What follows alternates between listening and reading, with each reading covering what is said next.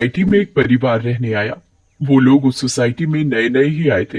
उस परिवार में राहुल, सविता और उनका 10 साल का एक बेटा भाविक रहता था। जैसे ही भाविक सोसाइटी के गेट के बाहर तक पहुंचता है, तभी से ही अपने सवाल जवाब शुरू कर देता है। वाओ पापा, ये कितनी सुंदर सोसाइटी है। क्या हम इसी सोसाइटी में रहेंगे? हाँ हाँ बेटा, हम लोग इसी सोसाइटी में रहेंगे। देखो तो हमारा भाविक कितना खुश नजर आ रहा है। अब तो मेरे यहाँ पर नए नए दोस्त बनेंगे, ना मजा आएगा। हाँ हाँ बेटा, बहुत मजा आएगा। चलो अब अंदर चलो। जैसे ही वो लोग सोसाइटी के अंदर कदम रखते हैं, तभी जोर जोर से हवा चलने लगती है और भाविक को कुछ अजीब सा महसूस होने लगता है। मम्मी देखो तो, हमारे आते ही ये कितनी जोरों से हवा चलने लगी है। मुझे कुछ अजीब सा भी लग रहा है। नहीं बेटा, ये बस तुम्हारा वहम होगा। बच्चा समझकर सविता भाविक की बात को नजरअंदाज कर देती है। वो लोग अपने फ्लैट पर पहुंचते हैं। चलो चलो, अब आप दोनों जल्दी से फ्रेश हो जाओ, सोने का समय हो गया है। हाँ, क्योंकि कल मुझे इंटरव्यू के लिए भी जाना है। भाविक, राहुल और सविता कमरे में जाकर सो जाते हैं। ऐसे ही चलते चलते उन्हें 1 महीना बीत जाता है। एक दिन राहुल का बॉस उसे ऑफिस के काम से सूरत जाने को कहता है। ये तो कितनी अच्छी खबर है। मैं ये बात सोसाइटी जाकर सविता और भाविक को बताऊंगा, तो वो दोनों भी बहुत खुश हो जाएंगे। राहुल घर जाकर ये बात सविता और भाविक को बताता है। सविता, ओ सविता, कहाँ हो तुम?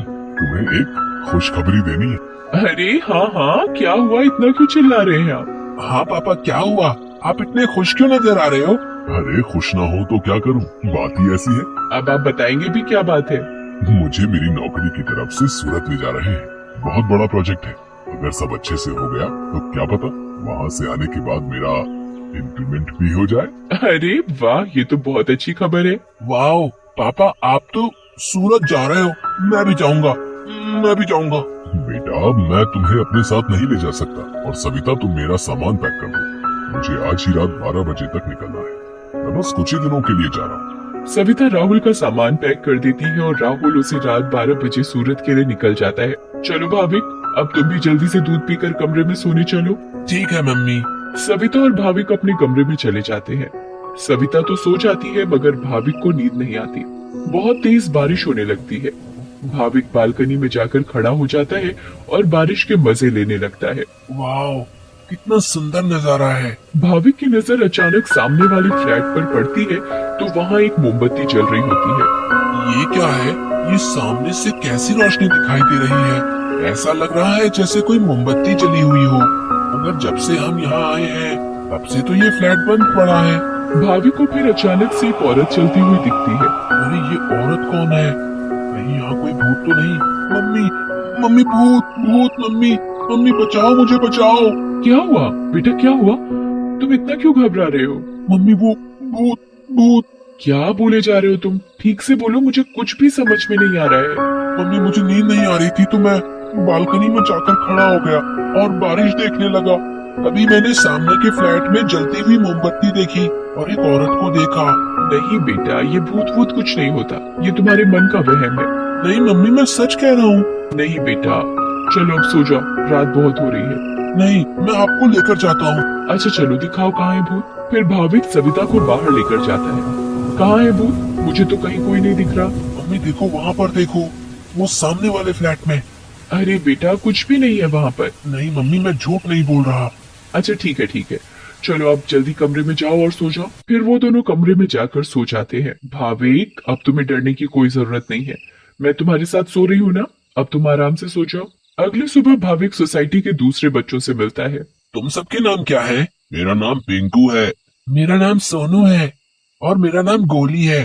सारे बच्चे मिलकर पूरा दिन खूब मस्ती करते हैं। फिर रात में सारी औरतें सोसाइटी कंपाउंड में बातें करती हैं। तभी सविता रात की बात सारी औरतों को बताती है। दूसरी ओर भाविक और उसके सारे दोस्त लुका छुपी खेल रहे होते हैं। पिंकू गिनती करना शुरू कर देता है।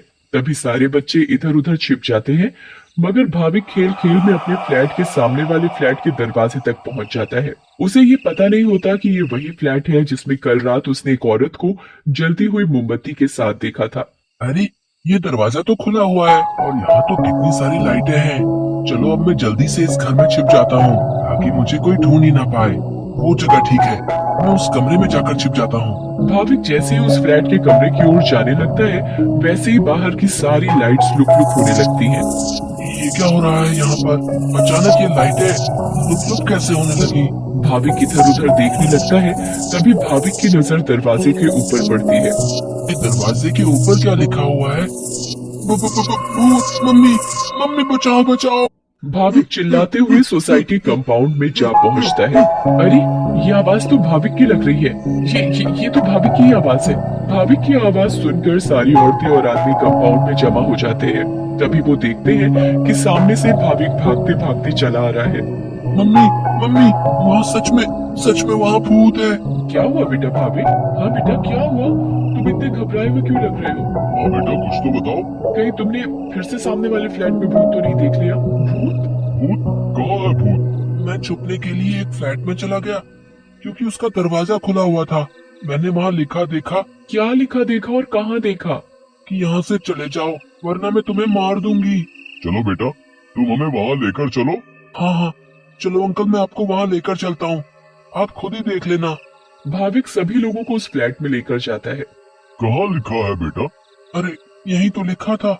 चलो भाई, यहाँ तो कुछ भी नहीं है। बेटा भाविक, चलो अब चलो। सभी लोग भाविक को वहाँ से ले जाते हैं, मगर भाविक उस दरवाजे को देखते देखते चलता है। नहीं अंकल, मैं सच बोल रहा हूँ। हमें इस बच्चे की बात एक बार मान लेनी चाहिए और आज रात मिलकर सोसाइटी पर नजर रखनी चाहिए। हाँ, आप सही बोल रहे हो। क्या पता ये सब सच हो। तो ये तय रहा कि आज रात हमारे पति सोसाइटी की देखभाल करेंगे। उस रात 3 आदमी सोसाइटी के गेट पर खड़े रहकर सोसाइटी की देखभाल कर रहे थे। मुझे जरा बाथरूम जाना है, मैं बस अभी जाकर आता हूँ। हाँ ठीक है, तुम होकर आओ। क्या हुआ जी? गुड्डू को बहुत डर लग रहा है और वो बोल रही है कि आप ही उसे सुलाएंगे, तो आप जरा ऊपर आकर उसे सुला जाएंगे। ठीक है, अभी आता हूँ। दूसरा आदमी पहले आदमी से बोलता है। मैं जरा अपनी बेटी को सुलाकर आता हूँ, उसे डर लग रहा है। अब सोसाइटी के दरवाजे पर सिर्फ रमेश यानी तीसरा आदमी ही बचता है। कहाँ रह गए ये दोनों? वो आदमी इधर उधर घूमता रहता है और अब उसे भी अकेले डर लगने लगता है। तभी उस आदमी को किसी औरत का साया दिखता है। उसके लंबे खुले हुए बाल और पायल की छम छम आवाज। चुड़ैल, बचाओ बचाओ, चुड़ैल। फिर अचानक वो चुड़ैल उसके सामने आ खड़ी होती है और आदमी बहुत तेज चिल्लाता है और वहीं बेहोश हो जाता है। अरे, ये चिल्लाने की आवाज किसकी आई? हाँ, आवाज तो मुझे भी आई। चलो चलकर देखते हैं। सारे सोसाइटी वाले अपनी बालकनी में आ जाते हैं तो वो क्या देखते हैं कि वहाँ रमेश बेहोश पड़ा हुआ था। ये आवाज कैसी आई थी? फिर सोसाइटी वाले नीचे आ जाते हैं तो वो वहाँ पर रमेश को जमीन पर पड़ा हुआ देखते हैं। सब जल्दी से नीचे आते हैं। सविता और भाविक भी नीचे आ जाते हैं। अरे, कोई इन्हें होश में लाओ। उठिए भाई साहब, उठिए। फिर कुछ ही देर में रमेश को होश आता है और वो सारी बात सोसाइटी वालों को बताता है जो उसके साथ कुछ देर पहले हुई थी। तभी सोसाइटी में अजीब सी आवाजें आने लगती हैं। मम्मी, देखा ना, मैंने बोला था ना कि भूत है। हाँ बेटा, तुम सही कह रहे थे। तभी सोसाइटी के बीचों बीच धुआं उठने लगता है और वहाँ वो चुड़ैल आ जाती है।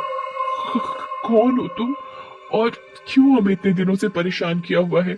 हाँ बताओ, क्यों तुमने इतने दिनों से इन लोगों को परेशान किया हुआ है? हम भी तो इसी सोसाइटी में रहते हैं। तुमने कभी हमें तो परेशान नहीं किया, तो इन लोगों को ही क्यों? हाँ, बोलो बोलो। तुम्हारी वजह से मैं कितना डर गई थी। बताती हूँ, सब बताती हूँ। कई सालों पहले जब मेरी शादी हुई तो मैं और मेरे पति रवि सविता के सामने वाले फ्लैट में रहने आए। हम बहुत खुश थे, पर अचानक मेरी माँ की तबीयत खराब होने की वजह से मुझे कुछ दिन के लिए यहाँ से जाना पड़ा। और तभी सविता के फ्लैट में एक बहुत सुंदर लड़की रहने आई। रवि उस लड़की को पसंद करने लगे थे और वो लड़की भी। उस लड़की को ये बात नहीं पता थी कि रवि शादीशुदा है। मैं जब वापस आई और मुझे ये सब पता लगा तो मैंने रवि को समझाने की बहुत कोशिश की, बहुत लड़ाई की, पर वो नहीं माने। रवि मुझे छोड़कर उस लड़की से शादी करना चाहते थे और एक दिन रवि और वो लड़की चुपके से अचानक कहीं चले गए। मैंने उन्हें ढूंढने की बहुत कोशिश की मगर वो मुझे कहीं नहीं मिले। और एक दिन मैंने उन दोनों को बाजार में साथ देखा। उन दोनों ने शादी कर ली थी। मैं भागते हुए घर आई और ये बात मुझसे बर्दाश्त नहीं हुई और उसी रात मैंने फ्लैट से कूदकर अपनी जान दे दी। और उस दिन से इस फ्लैट में किसी को रहने नहीं देती, जिसमें सविता और उसका परिवार रहता है। हमें बहुत दुख हुआ सुनकर जो भी तुम्हारे साथ हुआ, पर इसमें मेरे और मेरे परिवार का क्या कसूर है? हाँ आंटी, आप तो अच्छी आंटी हो, ऐसे कैसे कर सकती हो? चुड़ैल भाविक की मासूमियत देखकर पिघल